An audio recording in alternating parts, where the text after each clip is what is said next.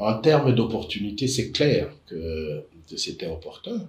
Presque 2 ans, hein, si je ne m'abuse, après presque 2 ans, le gouvernement Sam Condé 1, le président de la République, le chef de l'État, son Excellence Félix-Antoine Tshisekedi, a eu le temps de bien observer ses ministres, a eu le temps de bien les coter pour enfin pouvoir se dire que tel ou tel autre peut faire bien son travail ou moins bien, ou peut céder la place et tout ça. Donc, je crois que c'était important qu'il fasse ce réaménagement technique pour rendre son gouvernement un peu plus efficace. Un peu plus efficace. Et je me réjouis, justement, parlant d'efficacité, de voir certaines figures qui ont fait leur entrée dans ce gouvernement, notamment le VPM, le vice-premier ministre, ministre de la Défense, en la personne de Jean-Pierre Bemba. J'ai vu également l'entrée, je salue aussi son entrée dans le gouvernement, du vice-premier ministre et ministre de l'économie, notre grand frère Vital Kamerhe, bon, ainsi que d'autres qui ont fait leur entrée dans ce gouvernement, qui ne sont pas de n'importe qui. C'est des gens aguerris, c'est des gens capables, des gens qui ont l'expertise qu'il faut dans les domaines qui leur sont confiés. Lorsqu'on parle aujourd'hui de Jean-Pierre Bemba à la Défense, qu'est-ce que ça vous évoque? Lorsqu'on parle de Jean-Pierre Bemba à la Défense, on sent bien qu'il ne s'agit pas de n'importe qui. C'est une tête, c'est un monsieur qui a été, qui a été à la tête d'un mouvement rebelle, c'est vrai, mais ce n'est pas de ça dont je veux parler. Je veux dire que c'est un monsieur capable. Il connaît l'armée aussi. Pour avoir dirigé ce mouvement rebelle, il doit connaître et maîtriser les rouages de l'armée pour rendre cette armée plus compétitive et tout ça. Et puis, je voudrais ajouter une chose sur ce point. Oui. Peut-être une chose que les gens ne savent pas ou qu'ils ont oublié. C'est que le président de la République, en faisant ça, il répond favorablement à une recommandation de l'Assemblée nationale qui avait recommandé, depuis un certain temps, que l'on fasse ce petit réaménagement, notamment au niveau du ministère de la Défense. Donc, je salue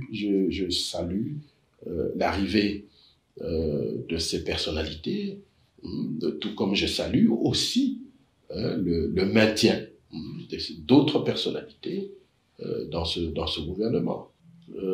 La présence de certaines personnalités au sein d'un gouvernement, ça peut effectivement faire qu'il y ait une nouvelle dynamique, qu'il y ait en tout cas une nouvelle impulsion. Oui, la présence de certaines personnalités peut faire que les choses bougent, que les choses se fassent mieux qu'elles ne se faisaient avant. C'est possible, notamment dans les secteurs qui leur sont confiés. Maintenant, si le président de la République a estimé bon de garder ce qu'il a gardé, c'est qu'il estime que ces gens ont répondu favorablement à ses attentes. Oui, à ses attentes. Il reste à ce que, effectivement, pour ceux qui sont restés, certains, qui animent des ministères d'une très grande importance.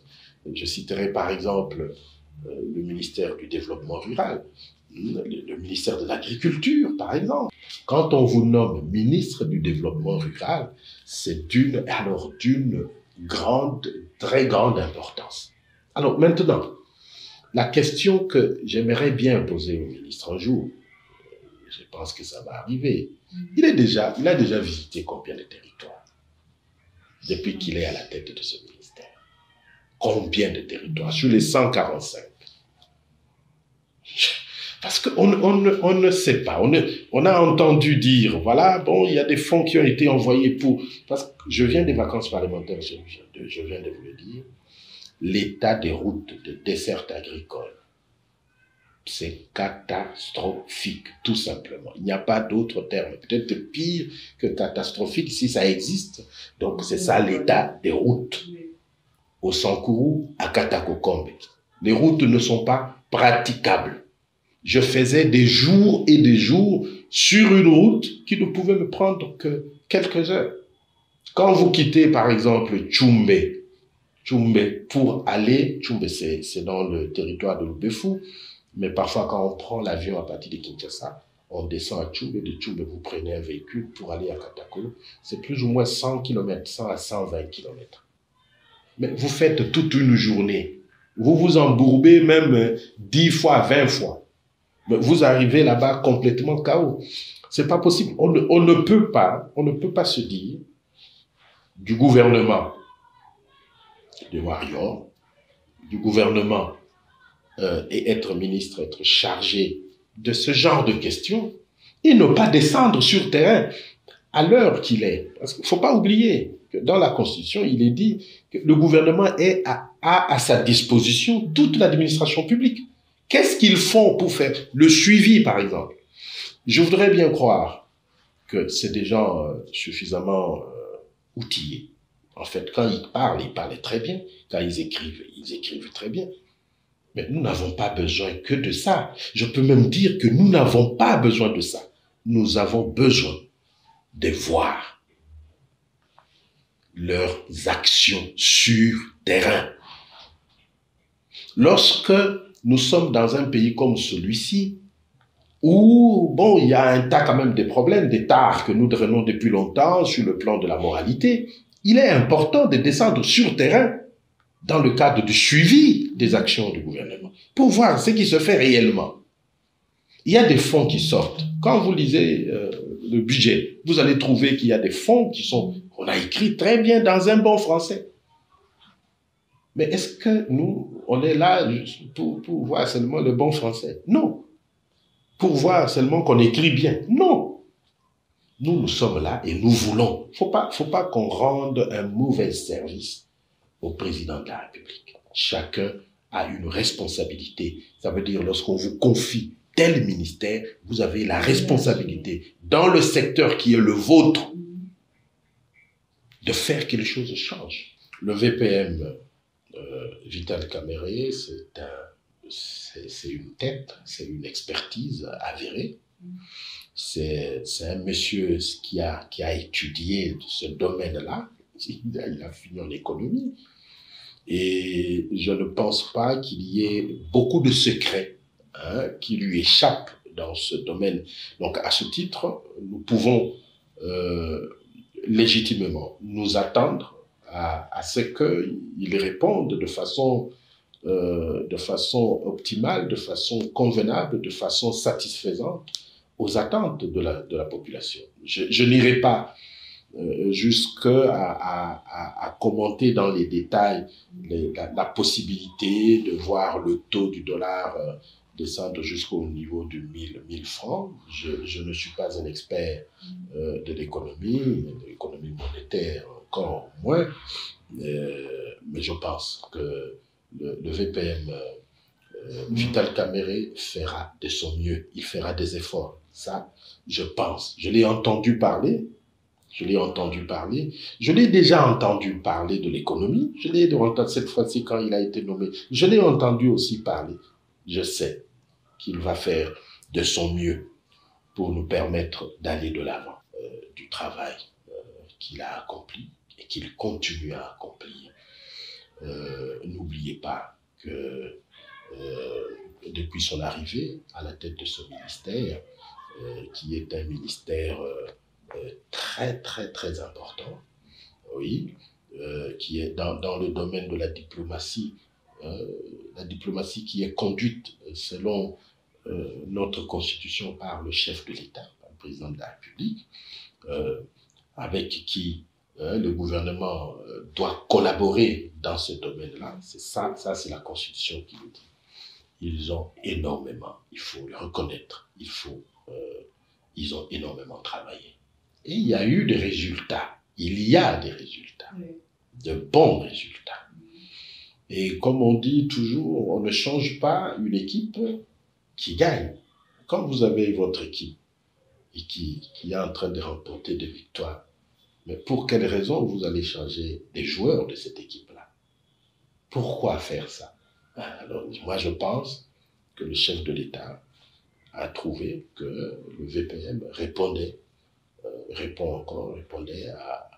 à ses attentes. Oui, c'est pour ça qu'il a été reconduit. Il a organisé une grande conférence diplomatique. Je pense que les gens ne se rendent pas compte de l'importance de ces assises. La conférence diplomatique, c'est une sorte d'assises destinée à évaluer la marche de la diplomatie congolaise. Et puis, il l'a organisé après combien de temps? Plusieurs années. Donc, on a pu faire ce travail-là. Ils ont arrêté certaines résolutions et recommandations qu'il est en train d'appliquer. Et parmi ces recommandations, parce que les gens n'en parlent pas assez, à son arrivée, c'est avec son arrivée, qu'aujourd'hui, on a complètement apuré certaines dettes que nous avions dans les organisations internationales, régionales et même sous-régionales. On a apuré. Et vous savez, lorsque vous avez des dettes dans ces organisations-là, vous n'avez pas droit au vote. Ça faisait la honte dans la République. Vous êtes là, et puis quand c'est le vote, ce n'est plus vous. Alors que vous dites que vous êtes un État indépendant. Ça faisait bizarre. Mais à son arrivée, on a apuré complètement toutes ces dettes-là. Mais il ne faut pas oublier, à son arrivée aussi, le personnel du ministère des Affaires étrangères a renoué, surtout donc tout le personnel, y compris ceux qui sont affectés à l'extérieur dans des missions diplomatiques et tout ça, ont renoué avec le paiement des salaires. Chaque mois, il y avait des arriérés, vous n'avez pas idée, dont on a apuré une partie, le reste, progressivement, il est en train de le faire. Je voudrais ajouter un élément. C'est que lorsque vous ne vous occupez pas convenablement du personnel, comment vous allez attendre quelque chose de bon de ce personnel-là? C'est impossible. Il faut d'abord commencer par entretenir, bien s'occuper de votre personnel pour attendre de bons résultats de la diplomatie. Bon, je voudrais peut-être glisser un petit secret. De temps en temps, même, je le lui reproche. Tout VPM qu'il est, tellement qu'il est un perfectionniste, jusqu'aujourd'hui, il se met devant son ordinateur pour rédiger des lettres de correspondance. Tout VPM qu'il est, il corrige. Donc, il est tellement dans l'excellence que tout le travail, donc chaque travail que un de ses collaborateurs lui amène, soyez sûr, il le lit. Il le lit. Lui, il quitte son bureau 22 heures. C'est comme ça, oui, 22 heures. Quand il arrive là, pour partir de là, 22 heures. Il travaille jusque le dimanche. Il n'y a pas un jour où lui ne travaille pas. Il travaille tous les jours. Mais c'est vraiment un bon juriste. C'est un très, très bon juriste. Sans occulter aussi le fait qu'il maîtrise bien la Constitution, les méandres de l'interprétation de la Constitution et tout ça. Ce qui fait qu'aujourd'hui, beaucoup de gens disent bon, ça ne peut être qu'un professeur d'université. Alors que lui-même, de temps en temps, il nous dit non, mais on me dit je suis un professeur, je leur dis je ne le suis pas. Donc, ce que je préfère, ce que j'aime en lui, c'est cela, l'excellence. Mais il incarne aussi beaucoup d'autres valeurs, des valeurs liées à la démocratie, le respect de l'autre. Le respect de l'autre qui implique aussi le respect de l'opinion de l'autre. Vous voyez, l'égalité, ça, ce sont des choses auxquelles il est... Quand vous parlez, vous l'avez déjà vu... invectiver des gens, parler mal des gens, pas tout, non. Même quand vous l'attaquez, dernièrement, les gens l'ont attaqué, tout ça.